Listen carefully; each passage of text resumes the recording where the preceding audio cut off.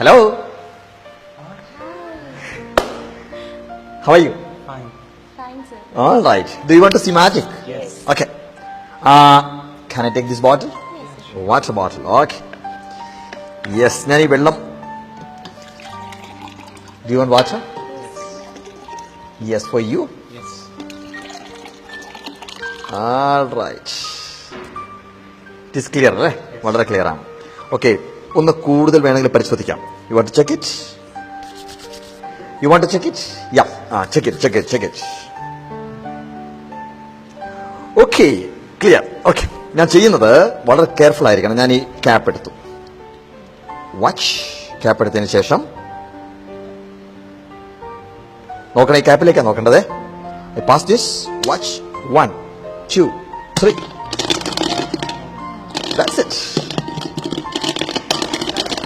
Clear? Okay. I'll take it out like this.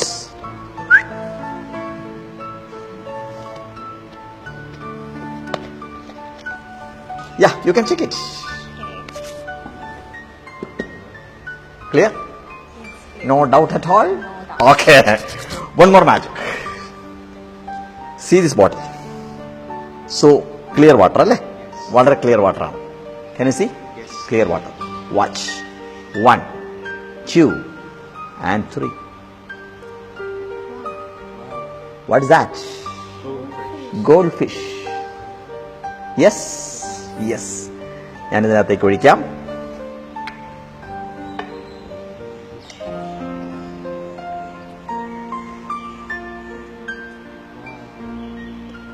It is goldfish. Perfect. It's interesting? Very interesting. Okay. ഇനി interesting അല്ലാത്ത കുറച്ച് കാര്യങ്ങളാണ് പറയാൻ പോകുന്നത് ഈ വാട്ടർ ബോട്ടിലിനെ പറ്റിയിട്ട്. ശ്രദ്ധിച്ച് കേൾക്കണം. ഞാൻ പറയാൻ പോകുന്നത് ഈ മിനറൽ വാട്ടർ ബോട്ടിലിനെ കുറിച്ചാണ് പറയാൻ പോകുന്നത്. നമ്മൾ ഇന്ന് വെള്ളം ആവശ്യം വന്നു കഴിഞ്ഞാൽ ഉടനെ തന്നെ നമ്മളൊരു മിനറൽ വാട്ടർ ബോട്ടിൽ ഓർഡർ ചെയ്യുന്നു, കഴിക്കുന്നു. ഇതാണ് നമ്മുടെ ഒരു സ്ഥിതി എന്ന് പറയുന്നത്. എനിക്ക് ഓർമ്മയുണ്ട്, എൻ്റെയൊക്കെ കുട്ടിക്കാലത്ത് കിണറ്റിൽ നിന്ന് ധാരാളം വെള്ളം കോരി കുടിക്കുകയും കുളിക്കുകയും ഒക്കെ ചെയ്തിട്ടുണ്ടായിരുന്നു. അന്ന് അച്ഛൻ പറയുമായിരുന്നു, കുട്ടിയെ ഇങ്ങനെ വെള്ളം നശിപ്പിച്ച് കളയരുതെന്ന് പറയുമായിരുന്നു. പക്ഷേ അന്ന് അതിൻ്റെ ഒരു സീരിയസ്നെസ് എന്താണെന്നുള്ളത് മനസ്സിലാക്കിയിട്ടുണ്ടായിരുന്നില്ല. പക്ഷേ വർഷങ്ങളായി നമ്മുടെ ഭാരതത്തിൽ എനിക്ക് തോന്നുന്നു ബിസ്ലേരിയാണ് ആദ്യമായിട്ട് ബോംബെയിൽ ഒരു ഇറ്റാലിയൻ കമ്പനിയായിട്ട് കൊളാബറേറ്റ് ചെയ്തിട്ട് ആദ്യത്തെ ഒരു കമ്പനി തുടങ്ങുന്നത്, മിനറൽ വാട്ടർ ബോട്ടിലിൻ്റെ ഒരു കമ്പനി തുടങ്ങുന്നത്. അതിനുശേഷം പിന്നെ കുപ്പിവെള്ളമായി. ഇന്ന് നമ്മൾ പണം കൊടുത്ത് കുപ്പിവെള്ളം വാങ്ങിച്ച് കഴിക്കുന്നു. ഒരു പക്ഷേ പഴയ ഒരു തലമുറയിൽപ്പെട്ട ആളുകളൊന്നും ഒരിക്കലും ചിന്തിച്ചിട്ടുണ്ടാവില്ല കുറച്ചു കാലം കഴിഞ്ഞാൽ ഇതുപോലെ ബോട്ടിൽ വെള്ളം വാങ്ങി കഴിക്കേണ്ട, പൈസ കൊടുത്ത് കഴിക്കേണ്ട ഒരു അവസ്ഥ വരുമെന്ന് ചിന്തിച്ചിട്ടുണ്ടായിരുന്നു. കാരണം വെള്ളം സുലഭമായിരുന്നു നമുക്ക്. പക്ഷേ ഇതിന്റെ ഒരു സത്യാവസ്ഥ എന്താണ് എന്നുള്ളത് നമ്മൾ തിരിച്ചറിയണം. ഇതിനകത്ത് വളരെ രസകരമായിട്ടുള്ള കുറച്ച് കാര്യങ്ങളുണ്ട്. പ്ലാസ്റ്റിക് ബോട്ടിലിൽ കിട്ടുന്ന പല സാധനങ്ങളുണ്ട്. ജ്യൂസ് ഉണ്ട്, അതുപോലെ തന്നെ പാലുണ്ട്, വെള്ളമുണ്ട്, ഒരുപാട് കാര്യങ്ങളുണ്ട്.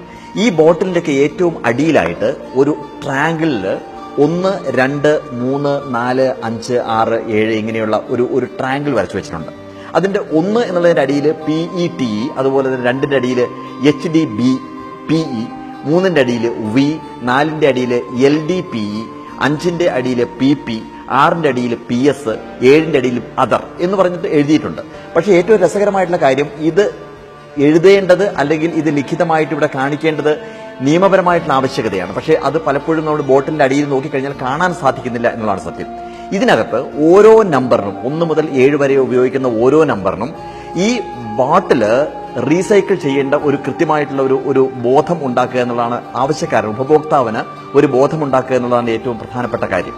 പക്ഷെ നമ്മൾ അതൊന്നും അറിയുന്നില്ല. നമ്മൾ ചെയ്യുന്നത് ഈ ബോട്ടിൽ വാങ്ങിക്കുന്നു, വെള്ളം കുടിക്കുന്നു, ഇതിനകത്ത് വീണ്ടും ചൂടുവെള്ളം ഫില്ല് ചെയ്യുന്നു. പക്ഷേ ഈ ചൂടുവെള്ളം ഫില്ല് ചെയ്യുന്ന സമയത്ത് അല്ലെങ്കിൽ ചൂടത്ത് മിനറൽ വാട്ടർ ഇരിക്കുന്ന സമയത്ത് ഇതിനൊരു വലിയ കെമിക്കൽ റിയാക്ഷൻ നടക്കുന്നുണ്ട്. അതിലൂടെ മാരകമായിട്ടുള്ള അസുഖങ്ങൾ നമ്മൾ വിളിച്ചു വരുത്തുകയാണ് ചെയ്യുന്നത്.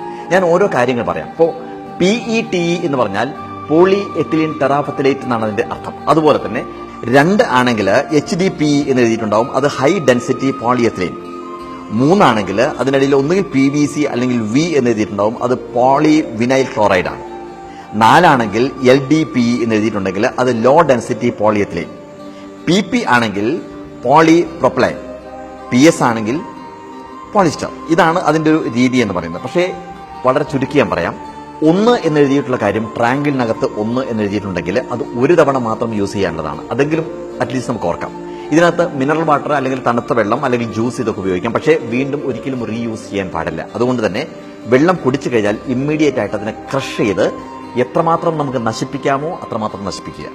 അതുപോലെ തന്നെ ഇതിനകത്ത് ചൂട് അനുഭവപ്പെട്ട് കഴിഞ്ഞാൽ, ചൂട് വന്നു കഴിഞ്ഞാൽ ഇതിനകത്തുള്ള വെള്ളം കേടാവും, കെമിക്കൽ റിയാക്ഷൻ നടക്കും, മാരകമായിട്ടുള്ള അസുഖങ്ങൾ വരാൻ സാധ്യത ഉണ്ട്. അതുകൊണ്ട് എപ്പോഴും ശ്രദ്ധിക്കേണ്ട കാര്യം, ഇതിനകത്ത് ചൂടുവെള്ളം ഒഴിക്കാതിരിക്കുക. അതുപോലെ തന്നെ യാത്ര ചെയ്യുന്ന സമയത്ത് കാറിൽ നമ്മൾ ഈ വെള്ളം വെച്ച് കഴിഞ്ഞാൽ കാറ് ചൂടാവുന്ന സമയത്ത് വെള്ളം ചൂടാവും, കെമിക്കൽ റിയാക്ഷൻ നടക്കും. ഒരിക്കലും ഏതെങ്കിലും ചൂട് വരുന്ന അവസരത്തിൽ ഒരിക്കലും മിനറൽ വാട്ടർ നമ്മൾ യൂസ് ചെയ്ത് ഒരു കടയിൽ നിന്ന് വാങ്ങിക്കുന്ന സമയത്ത് അത് ചൂടാവുന്ന സ്ഥലത്താണ് ഇരിക്കുന്നുണ്ടെങ്കിൽ ഒരിക്കലും വാങ്ങിച്ച് കഴിക്കരുത്. ആ കാര്യം കൂടി ശ്രദ്ധിക്കുക. ഒരു കാര്യം കൂടി പറയട്ടെ, നമുക്ക് ഏറ്റവും നല്ലത്, ഇതിനേക്കാൾ എത്രയോ നല്ലത്, സേഫ് ആയിട്ടുള്ളത് ചൂടുവെള്ളമാണ്. അതുകൊണ്ട് ഒരു ഹോട്ടലിൽ, എത്ര സ്റ്റാർ ഹോട്ടലാണെങ്കിൽ പോലും നിങ്ങൾ കയറി കഴിഞ്ഞാൽ അവിടെ മിനറൽ വാട്ടർ കൊണ്ടുവയ്ക്കുന്ന സമയത്ത് ആവശ്യപ്പെടാം, തിളപ്പിച്ചാറിയ വെള്ളം മതി എന്നുള്ള കാര്യം. അതുകൊണ്ട് അങ്ങനെ വെള്ളം കുടിച്ച് ശീലിക്കുക. എന്തായാലും ഈ കാര്യം നിങ്ങളോട് മാത്രമല്ല എല്ലാവരോടും പറയുവാൻ വേണ്ടിയിട്ടാണ് ഞാൻ വന്നത്. Thank you so much.